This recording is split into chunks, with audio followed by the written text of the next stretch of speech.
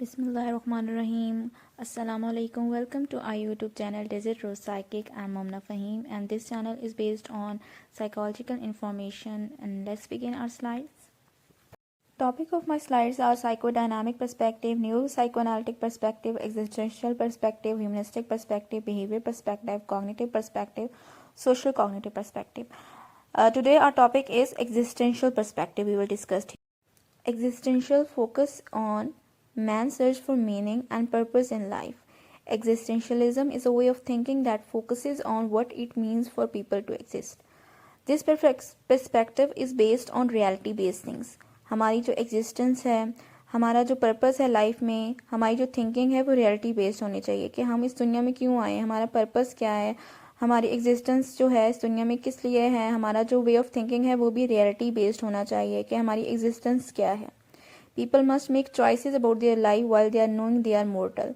यानी लोगों के पास ये चॉइसेस होनी चाहिए फ्रीली कि वो देख सकें कि ज़िंदगी किस तरह उन्होंने जीनी है. ह्यूमंस को इस चीज़ पर भी उनका मतलब बिलीव होना चाहिए कि वो एक दिन मर जाएंगे. So they are mortal. Soren was the father of existentialism. यानी सोरेन जो था वो इस father of existentialism was Soren Kierkegaard, who was the father of existentialism. वो कहता था the individual responsible for giving life meaning. यानी कि जो इंडिविजुअल है वो रिस्पॉन्सिबल है अपनी ज़िंदगी को मकसद में, यानी उसकी ज़िंदगी का क्या मकसद है वो इसका रिस्पॉन्सिबल है, वो खुद मतलब चूज़ कर सकता है. Life should be lived sincerely, passionately, in spite of struggle, despair, boredom, एलाइनेशन. अब सॉरेन यही कहता है कि हमने अपनी लाइफ को पैशनेट और सिंसियरली गुजारना चाहिए. हमारी लाइफ की अपनी फ्रीली चॉइस हो कि हम लोगों ने किस तरह से एक रियलिटी को फेस करना है. Emphasis on concrete human experiences.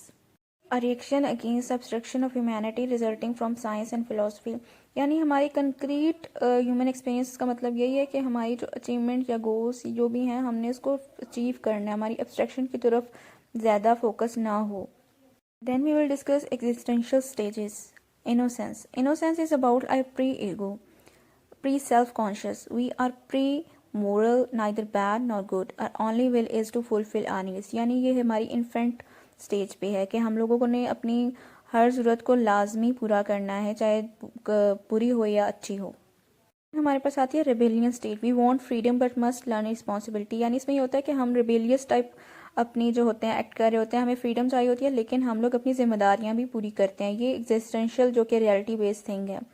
Ordinary normal adult ego, यानी एक नॉर्मल जो एक इंसान में होती है ego. We know how to responsible. हम जानते हैं कि हम कितना ज़्यादा जिम्मेदार हैं. But we still prefer conformity and traditional values. यानी हम लोग अपनी ट्रेडिशनल वैल्यूज़ को नहीं भूलते. The authentic adult, this is which we called existential stage. We face anxiety, free will with courage. यानी इसमें यह है कि एक authentic adult जो होता है, यानी जिसको पता होता है ट्रेडिशनल वैल्यूज़ का कि authenticity इतनी ज़्यादा होती है, तो इसको इसीलिए हम existential stage बोलते हैं. वो free will से अपनी anxieties को फेस करते हैं free will और courage के साथ. Have some example जिसके थ्रू आपको ज़्यादा अच्छा समझ आएगा.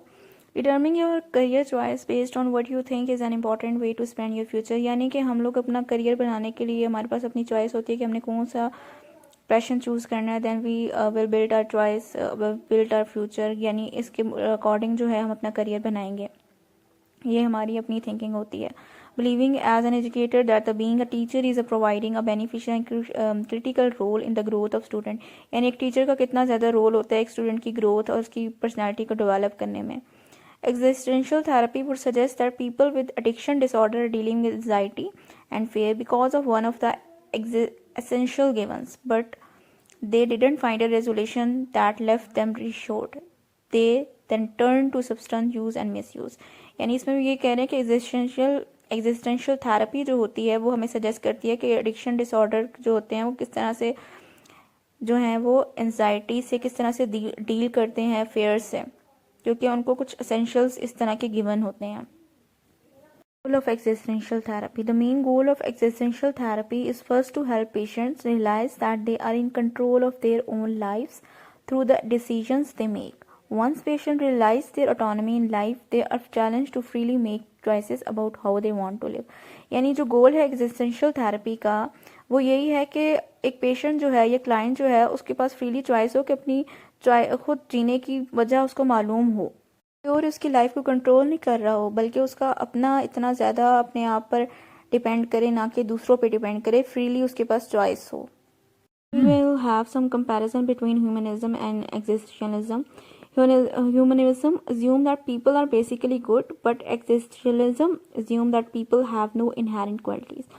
अब इसका मतलब ये है कि जो ह्यूमनिस्ट थे उनका ये कहना था कि लोग जो पैदा होते हैं वो होते ही गुड हैं, यानी उनकी क्वालिटी ही गुड होती है, वो हमेशा गुड ही रहते हैं. जबकि एग्जिस्टेंशियलिज्म जो है वो कहते हैं कि ये जब पैदा होते ही उनमें क्वालिटीज़ नहीं होती, बल्कि ये बिल्ड होती हैं. Existentialism founded in the romantic socialist movement that explored free will. जो एग्जिस्टेंशियल थे वो कहते हैं कि सोशलिस्ट मूवमेंट होती है जो कि हमें फ्री विल या फ्री चॉइस देती है कि हम अपनी ज़िंदगी को किस तरह से जिएं. ह्यूमनिज्म और एग्जिस्टेंशियलिज्म जो है वो बहुत ज़्यादा इंपॉर्टेंट रोल प्ले करती है साइकोथेरेपी में, किस तरह से हम साइकोथेरेपी को अप्लाई करेंगे. Existentialism emphasizes the current existence of individual and their motives, self-perception and psychological problems. यानी जो एग्जिस्टेंशियल थे वो ये कहते हैं कि वो हमारी प्रेजेंट एग्जिस्टेंस को, जो एग्जिस्टेंस है इंडिविजुअल की प्रेजेंट, उस पर ज़्यादा फोकस करते हैं और उनके मोटिव्स को, कि उनके सेल्फ परसेप्शन को.